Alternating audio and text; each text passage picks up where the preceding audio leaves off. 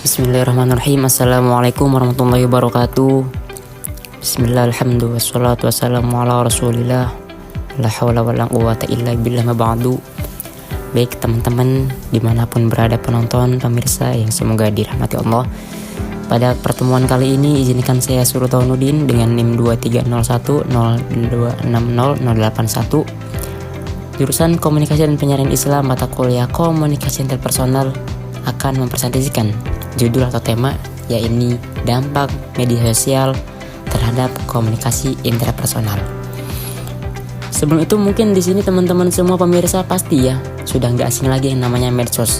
Karena pada zaman yang di era globalisasi ini, saya yakin mungkin teman-teman juga sudah pada punya medsos, entah itu dari Instagram, YouTube, WA, FB dan lain-lain.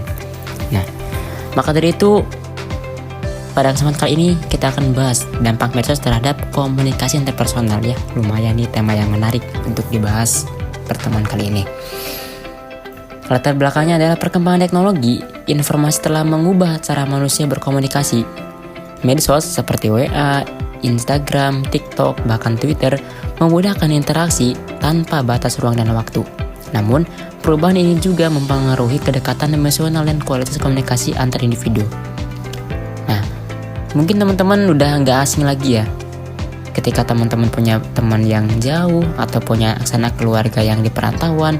Sekarang ketika ingin bertemu, itu nggak perlu lagi teman-teman perlu pesan tiket kereta, pesan tiket bis, pesan tiket pesawat terbang untuk sekedar bertemu.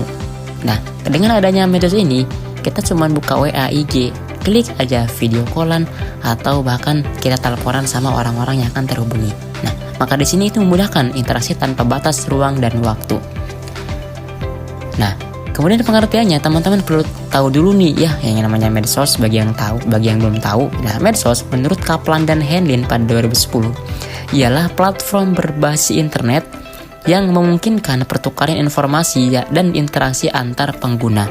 Seperti teman-teman ya ketika ada suatu momen di mana teman-teman menjelajahi suatu wilayah, liburan atau ada acara apa, teman-teman pasti tidak luput yang namanya upload story, entah itu dari caption, foto ataupun video. Nah, di sini merupakan suatu interaksi nih antar pengguna.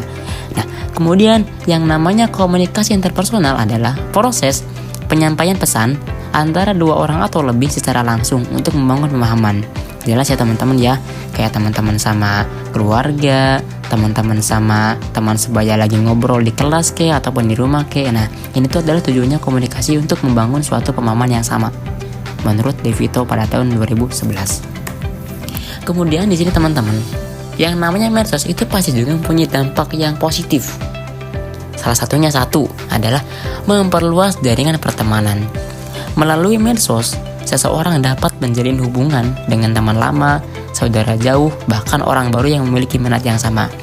Teman-teman jangan jauh-jauh deh ketika teman-teman main game online, teman-teman punya komunitas seperti boyband atau majelis Sabilut Taubah atau Wazair. Nah, mungkin teman-teman akan grup buat sendiri.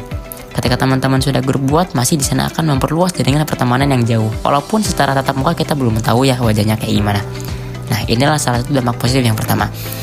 Kemudian yang kedua ada yang namanya mempermudah komunikasi jarak jauh. Kini, seseorang bisa berkomunikasi kapanpun dan dimanapun tanpa terhalang jarak. Seperti yang tadi dijelaskan teman-teman, ketika teman-teman rindu pada seseorang, entah itu orang tua atau someone, nah teman-teman gak perlu lagi naik motor, naik mobil untuk ketemu dengan seorang tersebut. Tapi kita perlu apa? Kita hanya perlu medsos, buka WA, klik video call, klik telepon, dan kita sudah berkomunikasi tuh. Nah, bagaimana kabarnya? Kamu di sana ngapain aja? Nah, maka disinilah mempermudah komunikasi jarak jauh. Kita mau di Arab kita mau di Vietnam nah ini akan berdampak pada kita ketika berkomunikasi. Kemudian yang ketiga ada yang namanya menjadi sarana ekspresi diri. Banyak orang menggunakan media sosial untuk menyalurkan aktivitas atau kreativitas, menyampaikan pendapat, atau sekedar berbagi pengalaman hidup. Nah, seperti teman-teman ketika ada suatu video tips and trick supaya membaca cepat, tips and trick masak dengan cara yang praktis. Nah, ini merupakan suatu momentum di mana seorang menyalurkan sebuah kreativitas. entah itu melalui kata-katanya atau storynya atau bahkan editan video yang sangat kreatif sekali. Nah, yang keempat ada yang namanya mendukung kolaborasi dalam pekerjaan atau pendidikan. Dalam konsep pendidikan dan pekerjaan, medsos membantu komunikasi kelompok dan kerja sama lintas daerah. Jangan jauh-jauh ya teman-teman, mungkin di sini ketika patkul ada yang namanya Google Classroom. Nah, itu nanti ketika itu dosen menyampaikan tugas, biasanya itu ada notif dari Google Classroom. Nah, disinilah mendukung kolaborasi dalam pekerjaan ataupun dalam dunia pendidikan. Nah, selain itu juga teman-teman, dampak positif ada juga ternyata medsos mempunyai dampak negatif teman-teman. Yang pertama, dampak dari negatif adalah 1. Menurunnya interaksi tatap muka. Hal ini menyebabkan kedekatan emosional menjadi berkurang karena komunikasi tidak lagi melibatkan ekspresi wajah dan bahasa tubuh. Teman-teman ketika presentasi mungkin di depan kelas ya, ketika ada orang yang menjelaskan di depan, mungkin sebagian teman-teman di belakang ada yang main HP, ada yang nge-game, ada yang scroll TikTok. Nah, inilah salah satu menurunnya interaksi tatap muka. Padahal kan di depan lagi ada yang presentasi ya, tapi kenapa pada pegang HP di belakang ya? Teman-teman jangan ditiru ya. Nah, yang kedua, ada yang namanya munculnya kesalahpahaman.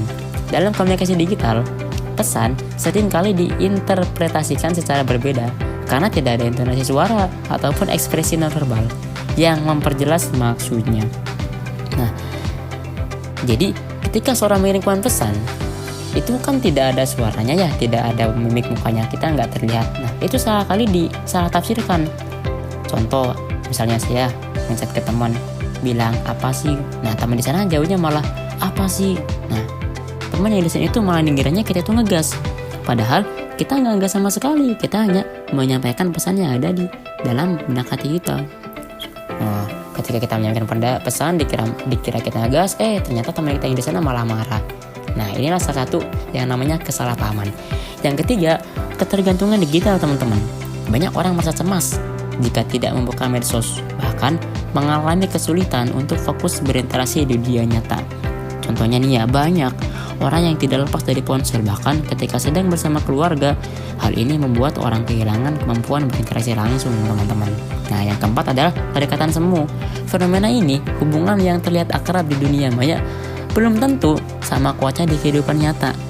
Di medsos ini seringkali teman-teman seseorang bisa terlihat sangat akrab dengan banyak orang, padahal hubungan itu hanya sebatas like, komentar, dan settingan aja. Misalnya punya ribuan pengikut ya tapi tidak ada teman yang benar-benar dekat di dunia nyata. Ya, inilah salah satu dampak negatif medsos ada 4 tersebut.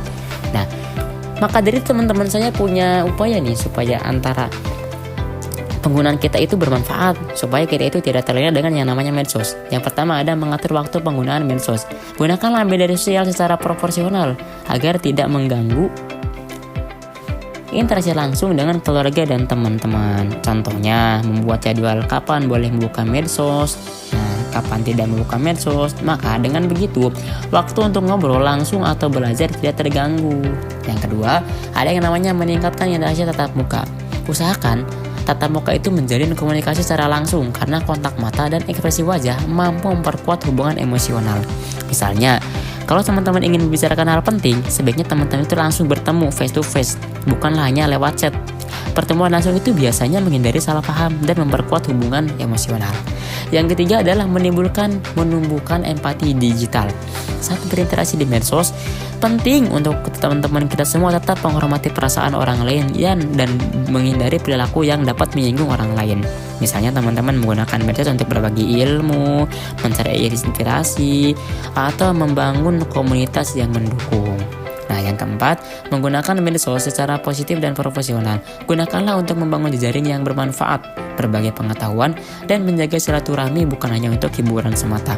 Nah, teman-teman saat menulis komen atau pesan itu pikirkan dulu perasaan orang yang lain. Jangan asal ketik karena komunikasi di dunia maya itu juga bisa menyakiti orang secara emosional. Nah, maka dari itu supaya kita tidak terlena, tidak terpengaruh dengan medsos yang negatif, saya punya 4 upaya menjaga kualitas ini. Yang pertama, mengatur waktu penggunaan medsos. Yang kedua, meningkatkan interaksi tatap muka. Yang ketiga, menumbuhkan empati digital. Dan yang keempat, menggunakan medsos secara positif dan profesional. Nah, teman-teman, di dalam Islam juga jelas ya. Nah, bukan serta-merta kita ngetik pesan melukai hati orang lain. Itu bukan berarti kita sama tidak melukai, sama aja teman-teman ya. Ketikan kita itu sama dengan lisan yang kita ucapkan. Karena kata Abi Umar, Lisanuka yu'abbir amma fi qalbik. Lisanmu adalah gambaran apa-apa yang terdapat dalam lisanmu. Jadi usahakan teman-teman ketika ingin memberikan komentar negatif, tolong pikir dahulu, karena itu merupakan larangan dalam Islam. Terus gimana nih cara kita masuk dalam Islam? Ya kita berbagi ilmu, kita sharing-sharing, menginfokan bahwa jadwal kajian ngaji. Nah, pokoknya gunakanlah medsos itu dalam hal positif teman-teman. Nah, untuk simpulannya, medsos membawa dampak besar terhadap cara membangun komunikasi manusia. Meski mempermudah hubungan sosial, penggunaan berlebihan dapat menurunkan kedekatan emosional. Keseimbangan antara komunikasi online dan tatap muka perlu dijaga agar hubungan ini tetap bermakna bagi kita semua. Mudah-mudahan apa-apa yang telah disampaikan oleh Sultan pada pertemuan kali ini dapat bermanfaat dan memberikan hikmah barokah bagi pemirsa yang sudah menonton video ini. Maka dari itu, kurang dan lebihnya mohon maaf. Saya Sultanuddin. Wassalamualaikum warahmatullahi wabarakatuh.